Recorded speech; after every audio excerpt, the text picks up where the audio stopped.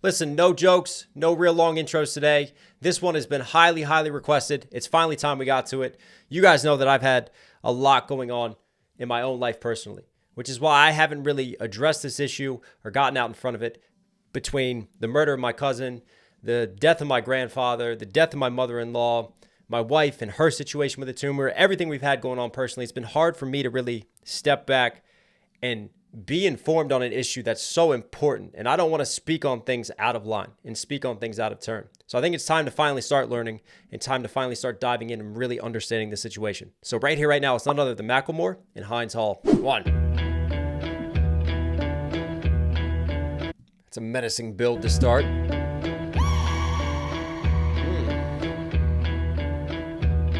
Yeah. The people, they won't leave. What is threatening about divesting and want a piece? The problem isn't the protests, it's what they're protesting. It goes against what our country is funding. Block the barricade until Palestine is free. Block the barricade until Palestine is free. When I was 7, I learned a lesson from Cuban Eazy-E. What was it again? Oh yeah, fuck the police. Actors and badges protecting property in a system that was designed by white supremacy. But the people are in the streets. You can pay off Meta, you can't pay off me. Politicians who serve by any means. APAC, Kofi, and all the companies. You see, we sell fear around the land of the free. But this generation here is about to cut the strings. You can ban TikTok, take us out. Wow, I love the way that he just... You know, this takes me back to, like, I grew up on Immortal Technique, right? I love that raw political rap.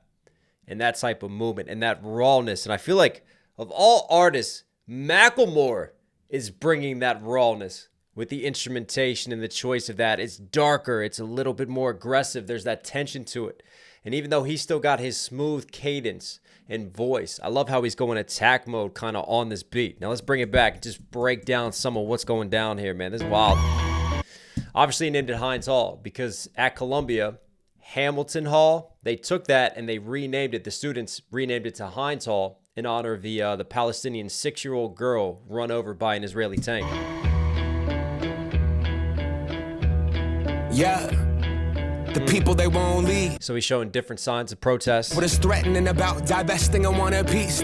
What is threatening about divesting and wanting peace? Because that's what a lot of the protests are about. A lot of the student protesters want divestment of those corporations, of those interest groups and entities that are funding what they see as highly pro-Zionist movements that are, you know, basically responsible for all the atrocities going on in Palestine. They want to protest to try to put pressure on the money line that helps to fund the Israeli government and put pressure on Israel to take a step back, much in the same way that we put a lot of pressure on Russia with economic sanctions. That's what the defunding is, as far as I have learned so far. Now, remember, guys, like I said, one of the reasons that I haven't dove into this yet is because obviously I've had a lot of personal stuff going on, but I'm starting to learn and educate myself. So please, if you want to dive into the comment section, if you want to inform me on things, I'm still ignorant to a lot of stuff as I continue my process of learning, and I am humbly just trying to take on board all information. Please comment down below. And also share links, all kinds of news sources, right? I love reading everything. BBC, Al Jazeera, United States news sources, everywhere. I love to see it all. All sides, all perspectives. Share down below. Let's keep it going. The people, they won't leave. What is threatening about divesting and want a piece? The problem isn't the protests, it's what they're protesting. It goes against what our country is funding. That's a typical ad hominem attack, right? And you see that a lot in the media.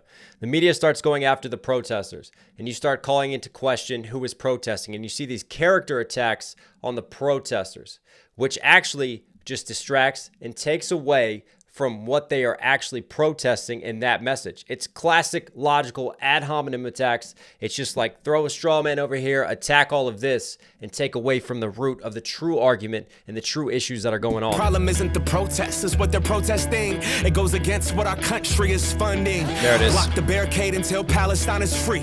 Block the barricade. That's why he shows Hind's Hall and the barricades that the students protesting. Until Palestine is free. When I was 7, I learned a lesson from Cuban Eazy-E. What was it again? Oh yeah, fuck the police.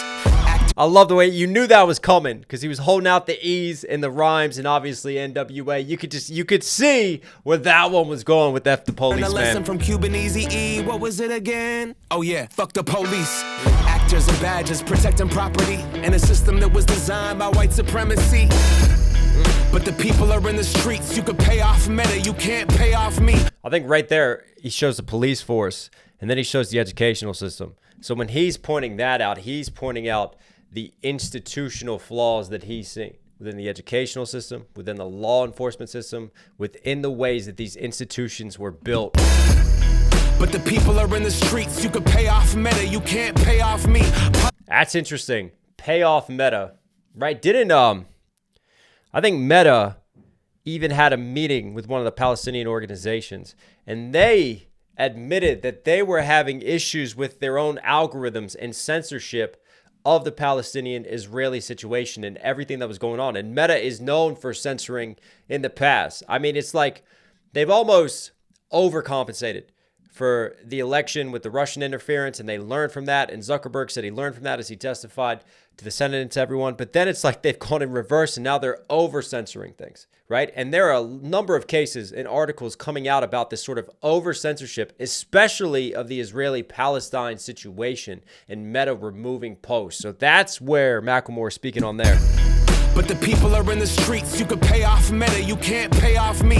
Politicians who serve by any means. APAC, Kofi, and all the companies. I had a song where I talked about this. The fourth branch of government that no one elects.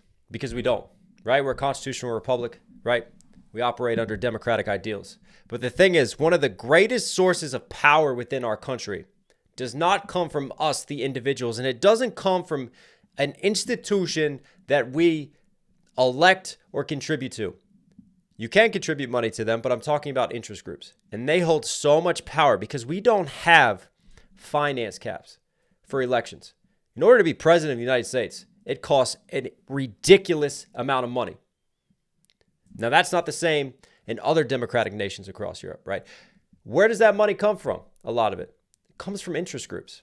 So then what do you have happen? You have this power dynamic where you have a number of these interest groups who are funding these political campaigns so politicians can get elected, they can get reelected, and then once they get in office, what happens? Well, they are beholden to these interest groups.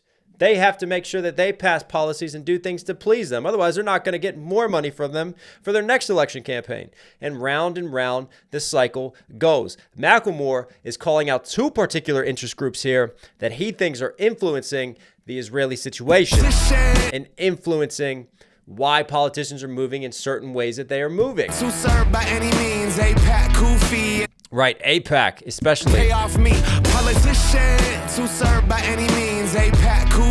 What APAC is AI, American, Israeli, Palestinian, something committee, right? But APAC has given millions to Biden.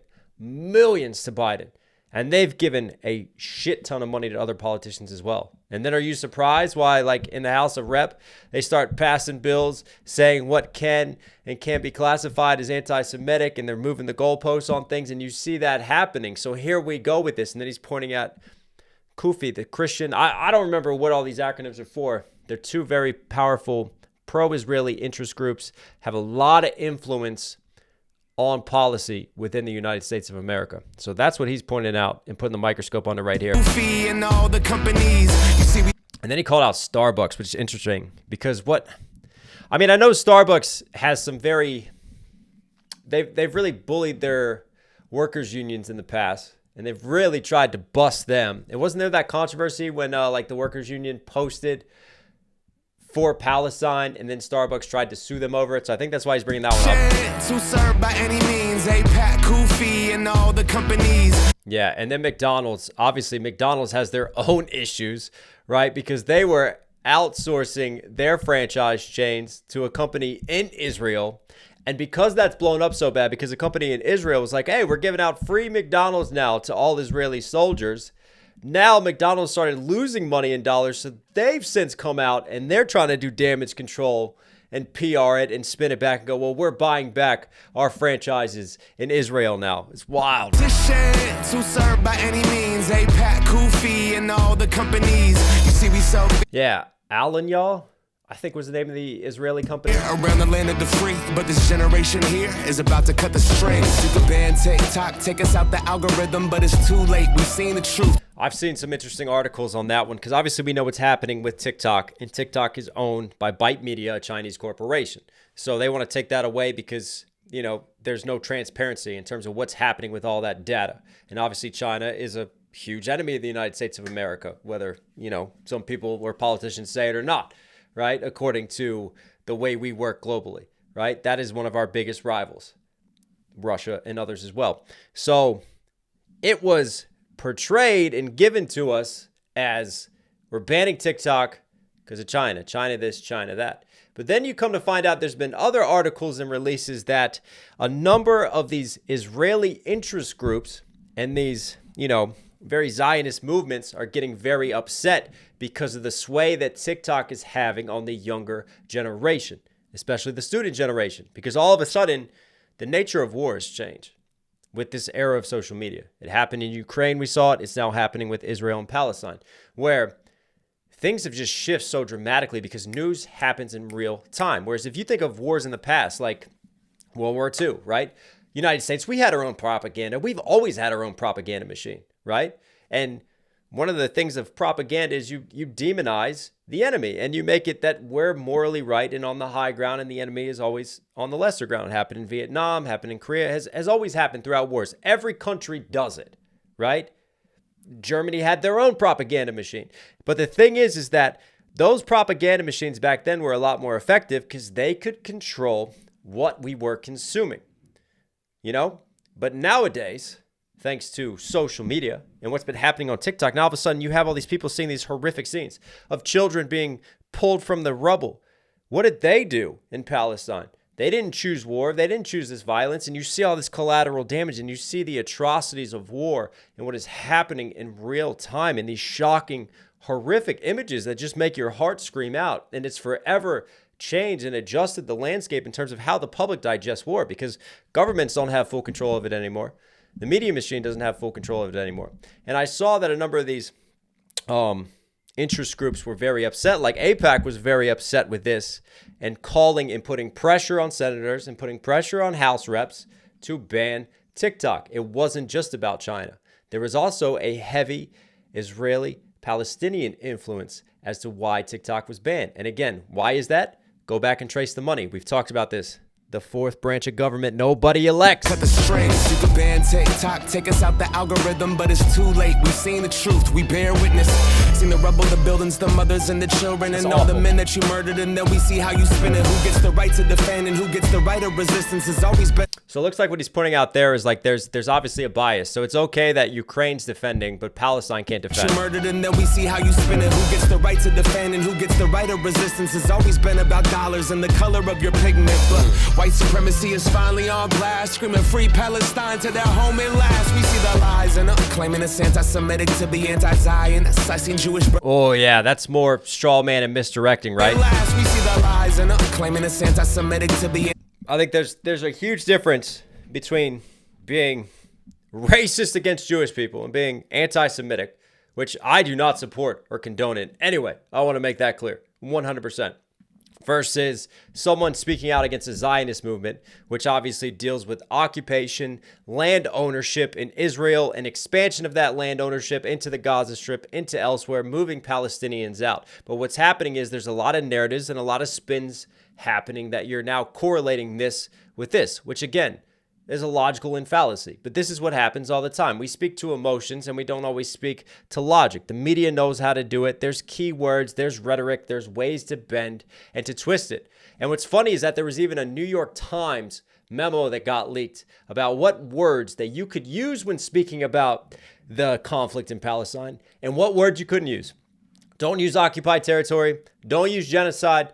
Don't use any other of these keywords. You can follow these keywords. You know, so the media and people who influence are well aware of the power of rhetoric and the power that words can have with how you spin and digest narratives and situations. The other thing I want to say, because, wow, I'm ended up doing a lot more talking than I am. Again, guys, I'm still trying to inform myself in this situation. I also don't want to take away from October 7th and what happened and the horrible atrocities that happened to Israel. That's like the equivalent of our 9/11. right? And remember how up in arms we are. I mean, fuck, we went to war over that, didn't we? Afghanistan, everything that happened. I mean, you don't have to look far from that. So Israel, you can understand their side of things. When you have thousands of people getting raped and murdered, mothers and children, you're going to be pissed off and you're going to be upset and you're going to want justice for it. So that's how it started. I think the problem is now we're at a point where it's getting so horrific and this war continues to spiral out of control and people are seeing the atrocities on both sides and collateral damage, right? Hamas does not need to be in charge of Palestine. Hamas, no, not at all. I'm not condoning Hamas and what they've done. That's fucking horrific and terrible as well. So it's an interesting, very complex issue to deal with. And this is also why it's tough for me to dive in because it is super complex. There's so many things happening and working. But I think most of us can agree that what we want at the end of the day is a resolution to the conflict and peace for both sides. You don't want to see Hamas in charge of Palestine, right? But you also don't want to see some of these very war hawks who are in charge of Israel right now continue to run the rhetoric and continue to push out and commit these horrible atrocities on the Palestinian civilians who are innocent. Anyways, let's keep it going. Spend about dollars in the color of your pigment, but white supremacy is finally on blast, screaming free Palestine to their home and last. We see the lies and claiming it's anti-Semitic to be anti-Zionist. I seen Jewish brothers and sisters out there and riding in solidarity and screaming free Palestine, with them organizing and learning and finally cutting ties with the state that's gotta rely on apartheid system to uphold an occupying violent history been repeating for the last. Wow, it makes me think of South Africa, right? Nelson Mandela and apartheid. So he's pointing out that we have a new modern apartheid system with what's happening in Palestine, right? In the settlements. And Palestinians are losing their homes. And then you have Israeli families that are moving in. And then you have just this separation and rights for Israeli people, not the same rights for Palestinians. And you do have this separation and segregated system that is going on. He's calling it apartheid. Free Palestine, with them organizing and learning and finally cutting ties with the state that's gotta rely on apartheid system to uphold an occupying violent history been repeating for the last 75. The Nakba never ended, the colonizer lied. Students intent. Wow, that's a hell of a line. The Nakba never ended, right? The Nakba, which during the Israeli-Arab war and everything was about the displacement of the Palestinians. So he's saying that that didn't end when the Israelis settled, right? And Israel was established. Like, they're still getting displaced. They're still getting moved and forced migrated from their homes. They're still systematically being purged away from the territory. Rely on apartheid system to uphold an occupying violent history been repeating for the last 75. The Nakba never ended, the colonizer lied. It's students' intents posted on the lawn. Occupying the quad is really against the law. And a reason to call in the police and their squad. Where does genocide land in your definition, huh? Destroying every college in Gaza and every mosque. Pushing everyone into Rafah and dropping bombs. The blood is on your hands, Biden, we can see it all. And fuck no, I'm not voting for you in the fall. Undecided. You can't twist the truth, the people out here united. Never be defeated when freedom's on the horizon. Yet the music industry's quiet, complicit in their platform of silence.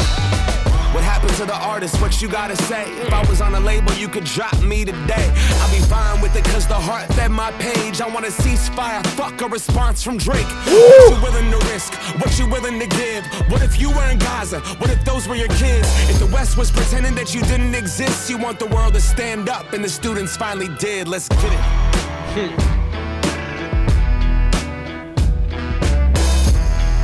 Wow, that was...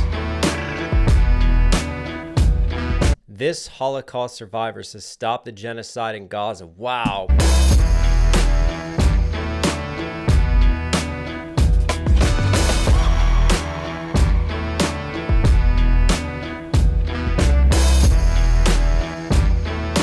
Man, thank you in Colombia, and you see the refugee tents there. Ceasefire now, free Palestine. Wow, let's bring it back and break down just a few more of what came towards the end here. Did the colonizer lie? It's students' intents posted on the lawn. Occupying the quad is really against the law. Obviously, the police come in to the student protests. You've seen the stories and the situations where all of a sudden now they're physically breaking up these protests. Calling the police and their squad, where does genocide land? When they're students at the end of the day, you know, what harm are they truly bringing? Definition, huh? Destroying every college in Gaza and every mosque. I mean, that's the worst, right? Like, these are the results of war and the collateral damage. When you start seeing educational institutions get destroyed, when you start seeing history literally in these structures being torn down, that you can never bring back, you can never regain that history. And these, these aren't about war, and yet they are products of war and casualties of war. It's crazy. Land in your definition, huh? Destroying every college in Gaza and every mosque, pushing everyone in the Rafah and dropping bombs. The blood So they're pushing them down on the south end of the Gaza Strip into Rafah. on your hands, Biden, we can see it all, and fuck no. And then he's calling it on Biden. I'm not voting for you in the fall, undecided. You can't. Wasn't there a movement in Democratic primaries to just vote undecided as a form of protest to put more pressure on them? Biden, we can see it all, and fuck no. I'm not voting for you in the fall, undecided. You can't twist the truth. The people out here united, never be defeated when freedom's on the horizon. The people out here united, never be defeated when freedom's on the horizon. I love the internal rhyme schemes there, but what a powerful statement as well. Get the music industry's quiet. I mean, that's been used before. Complicit in their platform of silence. And are you surprised the music industry isn't saying anything? You're going to lose money the second that you speak up about this. I'm going to get hate comments down below, and all I'm doing is reacting to this and breaking down what he's saying and talking about it and trying to start a discourse and discussion. But this is what happens because people's pockets are affected. Fuck no, the music industry isn't going to say shit. Happen to the artist, what you gotta. I love how he shows Pac there. If I was on a label, you could drop me today. I'll be fine Hey, shout out to independent artists and independent music. That's why I choose my path. with it, cause the heart fed my page. I wanna see. The heart. I'm speaking from my heart right now, but also the heart because he's got the Drake lines and he talks about the Drake and Kendrick Lamar beef, and we know the Heart series from Kendrick Lamar and then Drake using that as a heart diss. Fire, fuck a response from Drake. What you willing to risk? Because what he's saying there is, these are true issues. Everybody's over here talking about the beefs, and yes, I'm guilty of it too. And we're jumping into the beefs and the situations, but there are real humanity issues going on over here that aren't being discussed because we're letting ourselves constantly get distracted from it all. What you willing to give? What if you were in Gaza? What if those were your kids? If the West was pretending that you didn't exist, you want Man. the world to stand up, and the students finally did. Let's get it. Love those little moments like, what? Like just these like little screams in the back of the mix. They just add like a little bit of tension. They just kind of like wake you up, right? And then the brass really comes in and it's almost like marching music.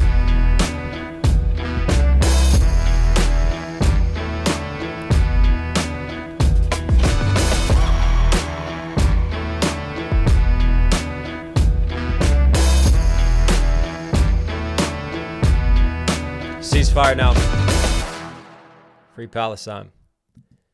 I think the thing is, and this is why, again, when I speak about the immortal techniques and why I love music and art, is that art doesn't have to have filters. Macklemore feels a certain way about it, and he wants to speak on it. So he wants to give a platform to it, and he uses his art to speak about it. And no matter how you feel about the situation, you have to applaud someone for having the courage to use their art in such a way and trying to enact change and trying to better the world and how they see it. And yet again, like this is an incredibly complex situation, with both sides who feel justified in their anger and atrocities that have been committed on both sides, not just the Palestinian side. There's been horrible atrocities that have happened on the Israeli side, and there is a history of this. But at some point, amidst all this war and conflict, how can we move forward? And how can we find peace and stability? Because it's not coming from the current regime in Israel, and it's not coming from Hamas in Palestine. There needs to be new leadership, proper representation of the Palestinian people, not the extremists who want the war and want the violence, proper representation of them and opportunities for them to develop, because now they have zero economy. I mean, they already almost had nothing, but now everything's been flattened. Opportunities for trade, opportunities for identity, right?